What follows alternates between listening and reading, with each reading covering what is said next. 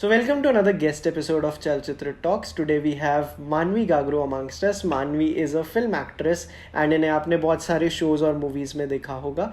You must have seen her in Four More Shots, TVF Tripling, TVF Pictures, Ujda Chaman and Shubh Mangal Zyada Savdhan. I spoke to Manvi a few days back and she gave me a lot of recommendations related to movies, books, podcasts, TV shows. I had a lot of fun speaking to her, so let's jump right inside the conversation. Hi Manvi, how are you? Thank you so much for doing this. Hi, thank you. Thank you for having me. So आज हम बहुत सारी recommendations की बातें करने वाले हैं and like I want to take a lot of recommendations from you. So from where do we begin? Shall we start with movies? So what's your first recommendation? Okay, so my first recommendation in films is Revolutionary Road, which is a Sam Mendes film. I absolutely loved it when I'd seen it. I remember I'd seen Reader and Revolutionary Road together, and both the films are fantastic. But Revolutionary Road just like blew my mind. I'd also read the book, so and I really liked that as well. So I think that was one reason. Also, उसमें ना in the film, like I don't know whether it was सिर्फ मेरे साथ ऐसा हुआ that it resonated with me because maybe I was in that frame of mind when I was watching the film. Yeah, whether the film actually is so powerful. So I just remember there's this couple of scenes that were just fabulous, very well directed. So one was so basically Kate Winslet gets pregnant. Her character gets pregnant, and she doesn't want to have the child. And Leonardo DiCaprio is obviously in favor of having the child. And now she aborts the child at home when he's not there. And that scene is so beautifully shot because it's just a mid shot. Like you don't see anything. She's standing near the window and you just see her face, and you know that below her waist, she's actually aborting herself, her child in her own house alone. And that's so powerful because it just, like it just means so many things and for the character and for the story. And of course, I'm a huge fan of Kate Winslet in general and Leonardo DiCaprio for that matter. Yeah, so that's my first recommendation. My second recommendation is a very recent film, Marriage Story. Initially, when you start watching the film, so you're following Adam Driver's character, you're following the male protagonist character, and you're kind of seeing things from his point of view. And, so you end up empathizing with him, with his character. And not that you think that Scarlett Johansson's character is negative or evil or anything in any way, but it's just somehow you're siding with the guy till then. And Dhire Dhire, there's that one scene with Laura Dern. There's that whole short scene where she's talking. Where she starts crying for the first time. She starts crying, goes in the loo, blows her nose, comes out. It's a one-shot scene. And suddenly in that, you'll see the tables turn. Like suddenly as an audience, that's the first time we empathize with Scarlett Johansson's character. And then post that, you're just split. And that's exactly what I think the film is about. That in a divorce or in any relationship ending, there doesn't have to be one negative and one positive person. Like not every time does that happen. So it's just two people who've grown apart. There's still a lot of love there. There's still a lot of affection there, but they don't want to be married anymore. And then, the whole journey and how it gets dirty, but then it doesn't. And, there's all that drama. So that's my second recommendation. My third recommendation would be this film called The Danish Girl, which is Eddie Redmayne and Alicia Vikander. Director is Tom Hooper. So basically, the film is about the first ever sex change operation that was held in the world.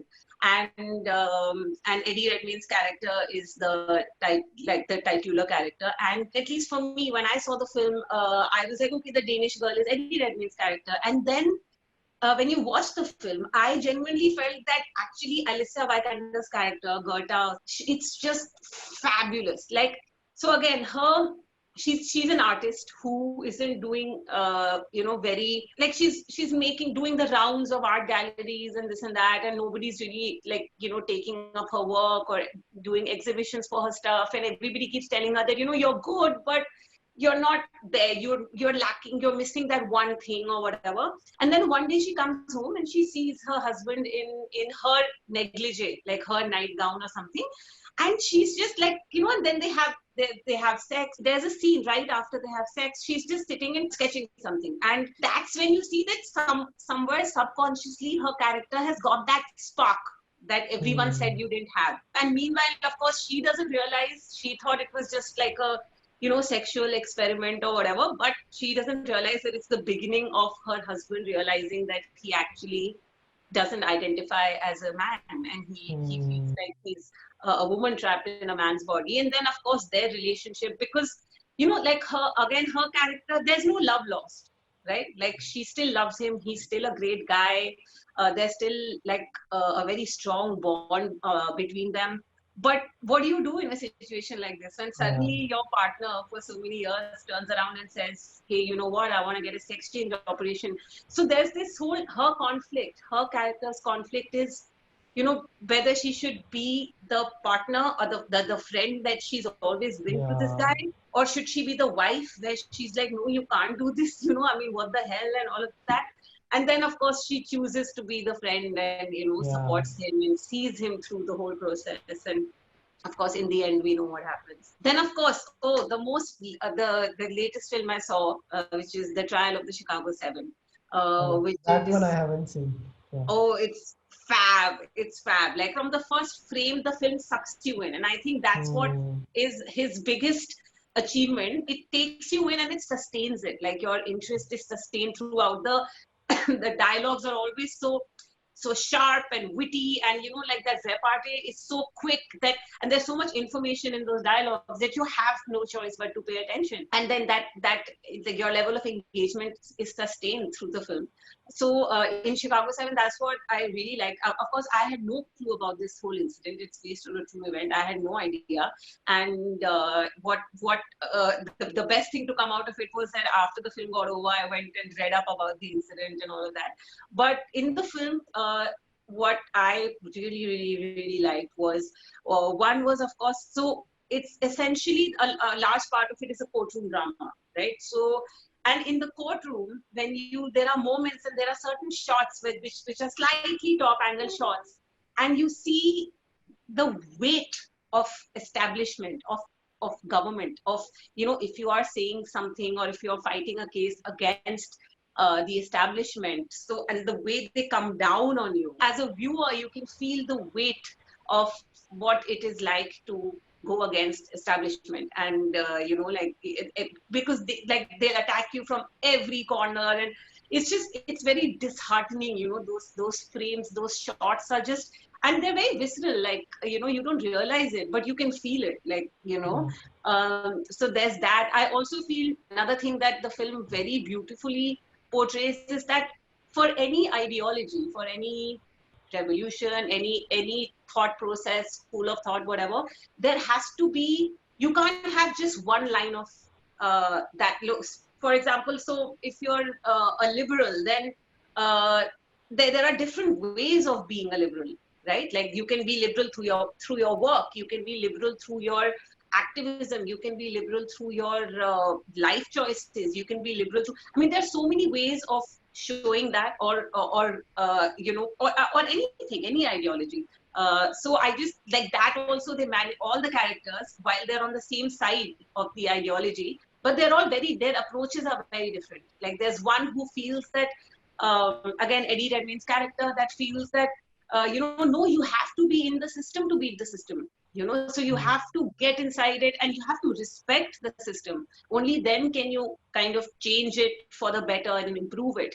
And but there's this other character, which is Sacha Baron Cohen's, which is like, no, to hell with the system. It's a flawed system. We have to break the system. You have to fight. So, you need all these aspects for there to be a 360-degree understanding of an ideology. So that is again something I like. Among Indian films, so the first one is Masoom, the Shekhar Kapur Ali Masoom. I just absolutely love that film. So again, I'd seen it when I was much younger, the first time when I saw it, obviously. And I remember my dad had shown it to us, and I had at that time, so the younger daughter, I kind of related to her with her character, because I'm also the younger sister, and it was a Delhi family, like upper middle class Delhi family. So there were a lot of things that I kind of related with, and I was like, ha ha, and enjoying. But it was a very childish understanding of things. But I again watched it recently. I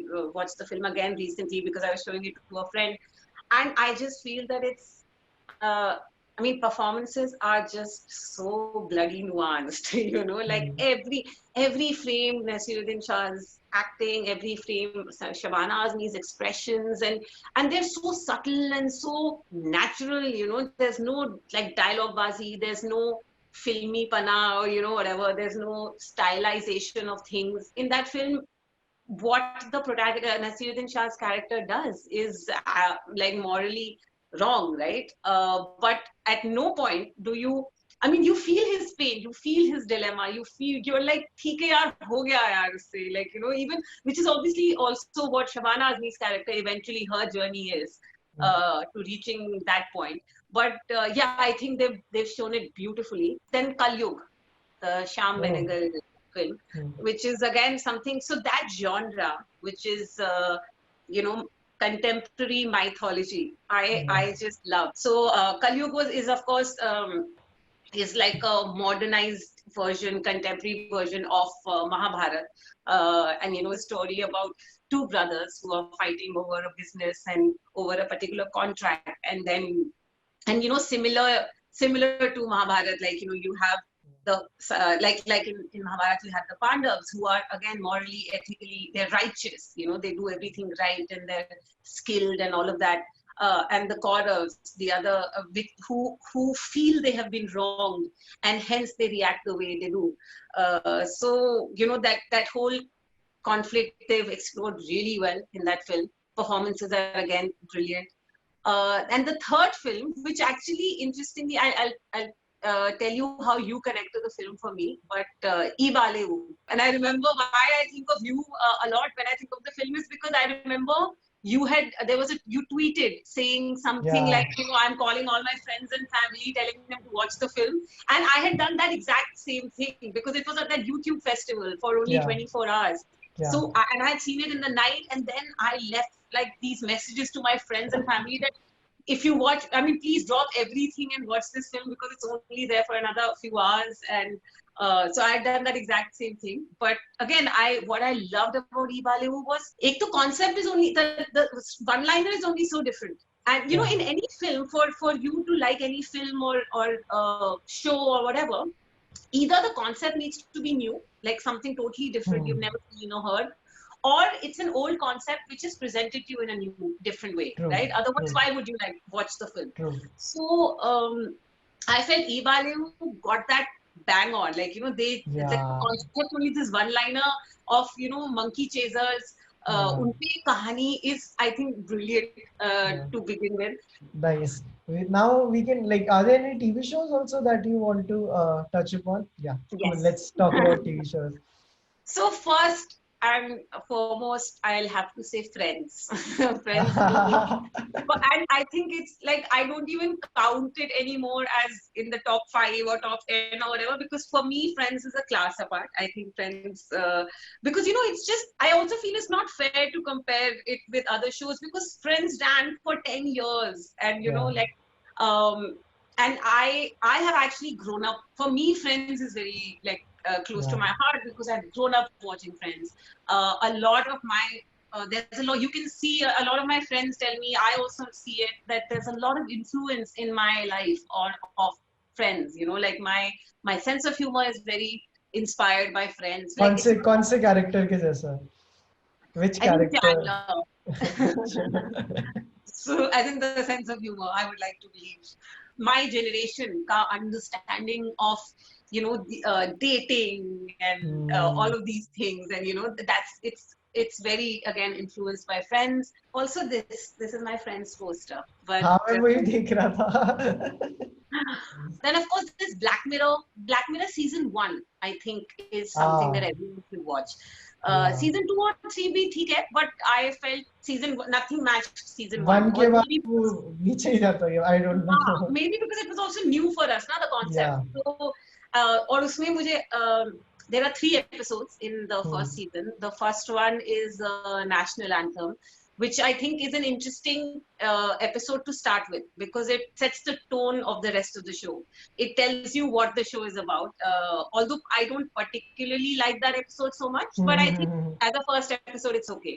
The second and the third episodes, the second one is that 15 million merits, which I just love because it's Yes, yes, yes, yes, yes, like yes, yes. I felt usme like they tried to create this um, George Orwell kind 84-esque Yeah, type yeah, of yeah. a world, like dystopian, where everything is controlled, all your activities and movement is monitored and is under surveillance. And this one body outside of you is what is deciding कि तुम कितना खाओगे, कितना ये करोगे, how much exercise, how much ये, how much that, and how in that, so all the stimuli in that are artificial, right? All the stimuli that the people in the characters in the show feel are artificial, but then the feelings that arise out of those are real. And that's the second episode, where there is this one character, the main guy, uh, who who is just looking for that real connect, because he doesn't realize just how inorganic everything around him is till he meets this girl and feels a connect with her. And that's when you have some, that AI versus actual Yeah. human intelligence and all of that. So that I really like. The third Oh, episode is my all-time favorite, which मेरा is भी the uh, entire history of you. entire history of you. Correct. Because उसमें भी मतलब it's such a, again it's that mix of futuristic Yeah. yet human drama. वो मुझे बहुत अच्छा लगता है. So And जैसे ब्लैक मिरर की जो टैगलाइन है वो भी ये है, the future seconds away from you. So correct. it's like so true कि मतलब कभी भी आ सकता है ये future. We are almost there. अब तो I think Almost there, yeah. हम पहुंच गए हैं उसमें. It's just like what we've seen in Black Mirror is slightly maybe more dramatized and Yeah. exaggerated. But otherwise, we've entered that world. We just haven't reached that level of intensity जो Black Mirror True, में true, दिखाया true. है. But otherwise, so yeah. Then there's this show called I May Destroy You. Creator of the show and also the main actor of the show is this girl called Michaela Cole, and I was beating myself when I saw the show, and I was like, why don't I know of this girl? Why haven't I heard of her? Because she has done a lot of work before. So I was just like, shame on you, Manvi, for not knowing about her and all of that. But again, I think that is something that people like us, people who are in cities who have a certain, or anyone actually who is living this life of a young professional where you're single and you're dating people in this post Me Too era. If you think you're lost about what is the correct thing to say, what is the correct thing to do, what's right, what's wrong, what is considered, like I feel there's a lot of confusion, right? In the post Me Too, a lot of people are like, अरे पर ये बोलना गलत क्यों है? A lot of guys don't realize why it's, or girls also for that matter, don't realize why saying something or doing something is wrong or right. So I think it's the most woke show, this one, and it talks about like dating experiences and just like I think it's everyone. It's almost educational, the show. That Nice. so that's what I really and so when I started watching the show, this actress Michaela Cole. Now, what I loved about the show was that initially when I started watching it, I didn't find the actress very attractive, like visually very pleasant or anything. And I was just watching it. But you get, firstly, her performance is so honest and so sincere and so normal. Like you're just again sucked into the show. And by the end of the first few episodes that I saw, I was literally like, wow, this girl is hot. So I went from 0 to 100, like, while watching the show, just because I was so invested in that character. And the show is to bahut hai. Like, I can give you some special mention, like even Sex Education is this show, which I feel in terms of representation, they get it bang on. You have, like, they've covered all types of beauties. Like, you have tall, short, fair, dark, fat, skinny, bald, afro, like, just like all kinds of beautiful people and all sexual orientation, all different, like people dressing up in different ways and expressing themselves in different ways. Of course, it's based in a high school, so you have that much opportunity, because in a high school you can just like show so many characters, right? Like they're just like it's a school, so there'll be so many people, so you have that opportunity also. But I think they've got that very very right. Special mentions में और कोई? Special mentions में Ship of Theseus. I remember when I saw the film, which was at Mami, and I had not heard much about the film by then. मैंने बस वो in the Mami booklet that you get, उसमें I had read the one-liner, that about the Ship of Theseus, what that concept is. And I was blown there. I said, "Wow, what is this film? I want to watch it. And I went there, and it was super crowded. And you know how Mami is, right? Yeah. Like, and especially like those big ticket films, everybody is waiting to watch. And I remember I was sitting on the stairs of the hall and watching it. And then after I think 5-10 minutes, koi utha and they gave me the place, and I said, okay, thank you so much. And I went and sat there. And I loved the film, and I loved that. Like again, the same message, you staying true to your one-liner. You've presented 3 different stories that all kind of coincide into that one-liner, and it makes you think. Any film that leaves you thinking, leaves you wondering, or any film that stays with you long after having watched it, I think is a brilliant film right there and then. Nice. We actually did an episode with Anand Gandhi just a few days back. So, For this one only? Yeah. Oh, I really like Anand. Tumbar bhi I really like. There's this one short film of his also, which I actually got to know of later. Like he'd done one interview. Usme he talked about it. So uske baad I went and saw it. It's on YouTube. Then there's Sex and the City, which is again something I think is really cool. And again, because that also ran for a very long period of time, like I think 8 seasons and then 2 films. So again, and 4 characters. So again, you had the opportunity to cover all sorts of interactions, like in that sphere of like women and dating and marriage and motherhood and adopting or surrogate or having your own child or not having a child, not getting married or getting married. So it covered so many things because it again had that opportunity over the years. Even like the protagonist Carrie Bradshaw's character, like she has one romantic partner who she's just on and off with, Mr. Big. Like, you want them to be together, but don't want them to be together, but whatever. Most women would associate themselves with one of the 4 characters, or all of them, or sometimes one character, sometimes another character, right. Which I think is also true for 4 more shots, please. but yes, Sex and the City is amazing. Or 15 Park Avenue was another film, which is a special mention film because तो वो हमको actually college में दिखाई गई थी as part of our course. Although what I studied had nothing to do with films, but I was studying psychology. So as part of how difficult it is to deal with someone who is a patient of a psychological disorder. So as part of that, हमें वो दिखाई गई थी because they felt that it's a very true representation of that. And again, when I saw it, I just loved it because I thought this showing schizophrenia on screen was, this was the closest it's come to reality, I feel, because otherwise usually they show usually a lot of makers don't even go on to specify what is the condition that a person has.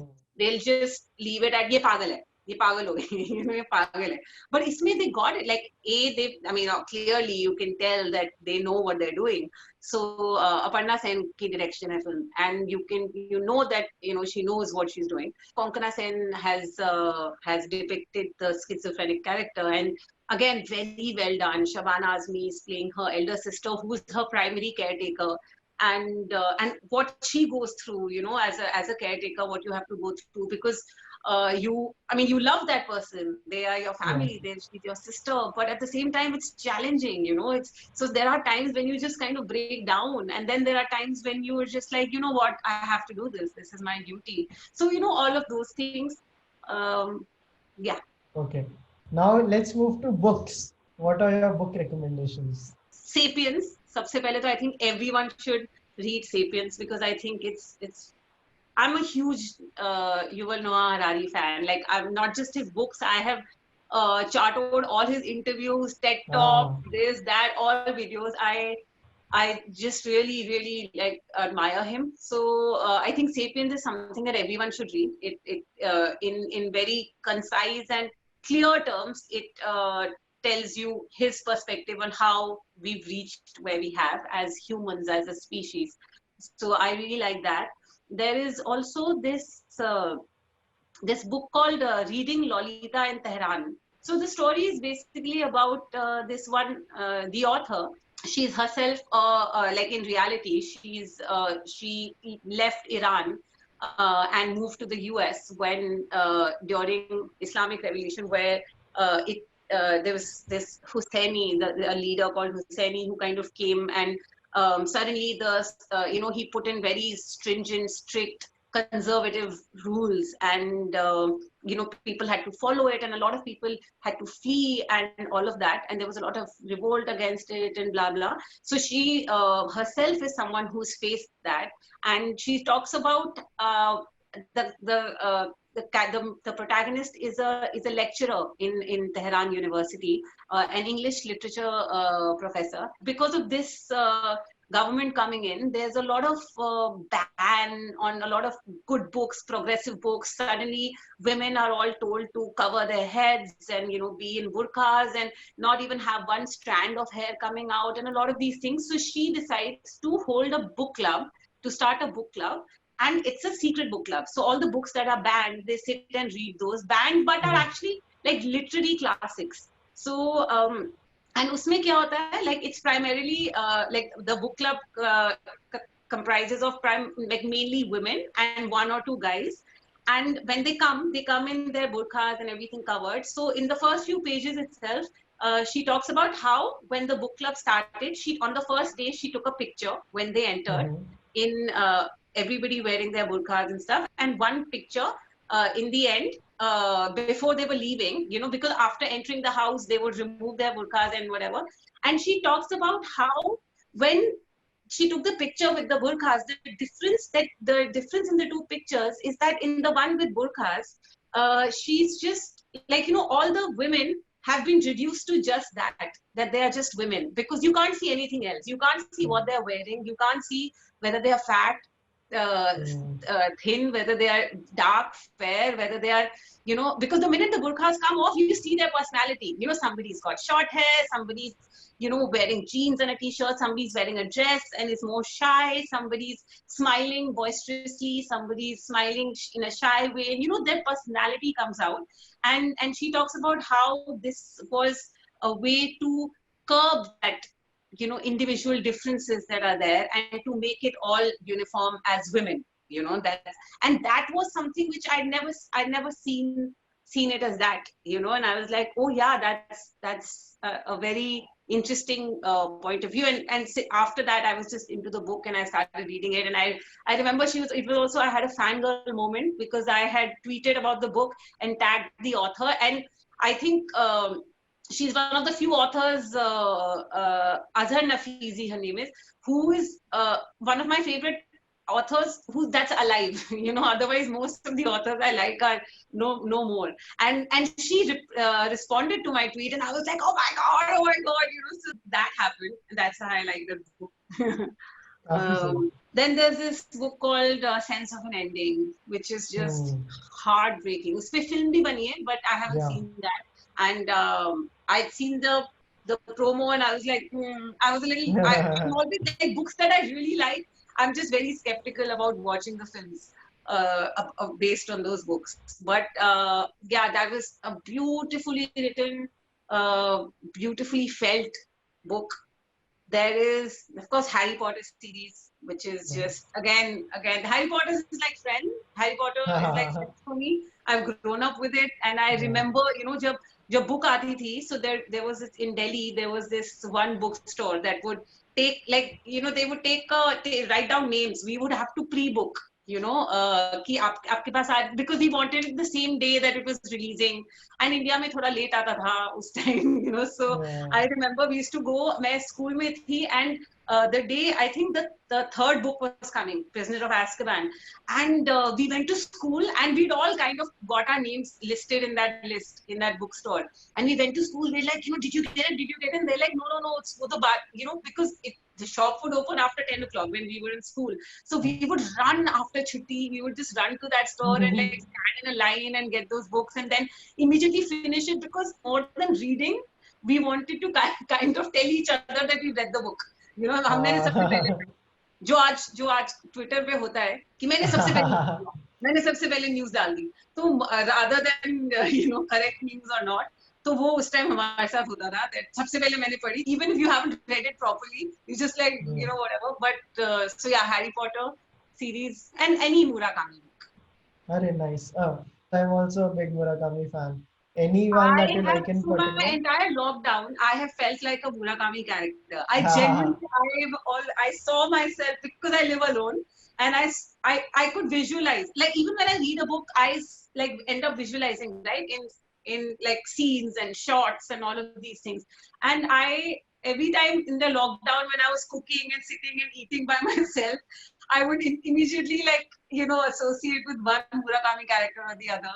Sometimes I would do it to myself. I would go and sit by the window and you know वो just romanticize बारिश it. हो रही है, बिल्ली गायब हो गई, red wine है, और like you know वो सूप पी रहे हैं और whatever. yeah. So so yeah, my latest that I mean the last Murakami that I read was 19Q4 1284. 19 हाँ. So हाँ वो मुझे बहुत अच्छी लगी, बहुत ज़्यादा. Although I was a little disappointed in the end. I thought like I was telling my friend that I would have given it 515 on Goodreads, but because of the end, I'll give it 4.5. But otherwise, I really enjoy Murakami. Nice. Have you seen the movie Burning, which is based on the Murakami short story Burning? No. Barn Burning. You should definitely see it. It's a movie made by Lee Chang-dong, and उनकी एक short story है जिसका नाम है Barn Burning. तो ये Korean film है जिसपे एक मूवी बनी है, and it's probably one of the best adaptations, book to film adaptations. Yeah, it's and one of my all-time favorite films.